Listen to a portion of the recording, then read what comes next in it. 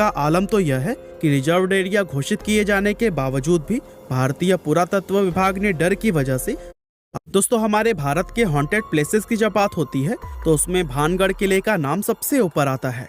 राजस्थान में मौजूद इस 500 साल पुराने किले का लोगों में कुछ ऐसा खौफ है कि यहाँ पर लोग दिन में भी जाने से कतराते हैं और यहाँ तक कि कहा जाता है कि रात के समय में जो कोई भी इस किले में जाता है वो फिर कभी भी वापस लौटकर नहीं आता। इसीलिए सरकार ने भी खुद बाकायदा बोर्ड लगाकर रात के समय में इस किले में जाने से प्रतिबंध लगाया हुआ है।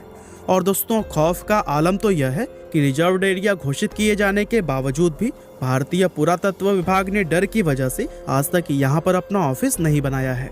तो फिर भानगढ़ के इस किले का इतिहास क्या है और आखिर क्यों आज इसको इतना ज्यादा खौफनाक और भुतहा माना जाता है, ये सब हम हमारी आज के इस वीडियो में आपको बताने वाले हैं।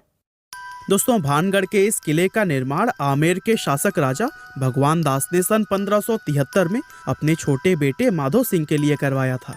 उस समय यह किला पूरी तरह से खुशहाल हुआ करता था और इस किले के अंदर व इसके चारों तरफ लोगों की घनी आबादी रहा करती थी। लेकिन फिर अचानक एक ऐसी अनहोनी हुई जिससे कि इस किले की खुशियां हमेशा के लिए खत्म हो गई और एक समय खुशहाल नजर आने वाला यह विशाल किला एक भुतहा जगह में बदल गया। लोगों के मन में इस किले का ऐसा खौफ बैठ गया कि उन्होंने इसे छोड़ना शुरू कर दिया, जिसका नतीजा यह हुआ कि यह किला और इसके आसपास का इलाका पूरी तरह से वीरान हो गया। यहाँ तक कि आज भी ये किला सैकड़ों सालों से इसी तरह से वीरान पड़ा हुआ है, जो कि दिखने में बेहद ही खौफनाक नजर आता है। इसके बारे में लोग यह बताते हैं कि किले से लोगों के चीखने, चिल्लाने, रोने और घुंघरुओं की रहस्यमय आवाजें आती हैं। साथ ही बहुत से लोग यह भी दावा करते हैं कि जो कोई भी इस किले में रात के समय गया है वो फिर कभी भी वापस लौटकर नहीं आया है और यही वजह है कि दिन में भी बहुत कम लोग ही इस किले के अंदर जाने की हिम्मत कर पाते हैं। अब ऐसे में ये सवाल तो मन में जरूर आता है कि आखिर इस किले के साथ ऐसा क्या हुआ था कि इसको इस तरह से शापित और भुतहा माना जाने लगा। असल में इस किले के हॉन्टेड होने के पीछे लोगों द्वारा एक नहीं बल्कि कई अलग अलग कहानियां बताई जाती हैं, लेकिन उन सभी में सबसे फेमस, जिस पर लोगों द्वारा सबसे ज्यादा भरोसा किया जाता है, वो है राजकुमारी रत्नावती की कहानी। कहते हैं कि जब इस किले का निर्माण करवाया गया था तब इसमें रत्नावती नाम की एक बेहद खूबसूरत राजकुमारी रहा करती थी। उस समय राजकुमारी रत्नावती की उम्र 18 साल थी और उनकी खूबसूरती की चर्चाएं दूर दूर तक हुआ करती थी।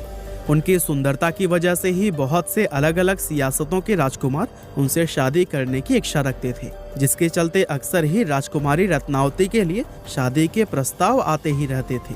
लेकिन राजकुमारी ने तब तक किसी के भी प्रस्ताव को स्वीकार नहीं किया था।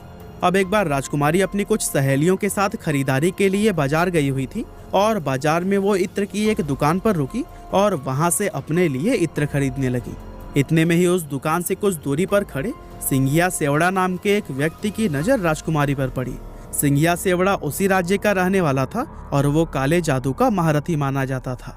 राजकुमारी रत्नावती की सुंदरता को सिर्फ एक नजर में देखते ही सिंघिया उन पर पूरी तरह से फिदा हो गया और वो टकटकी लगाए राजकुमारी को घूरता रहा और उसी पल उसने अपने मन में यह तय कर लिया कि वो राजकुमारी को किसी भी कीमत पर हासिल करके रहेगा।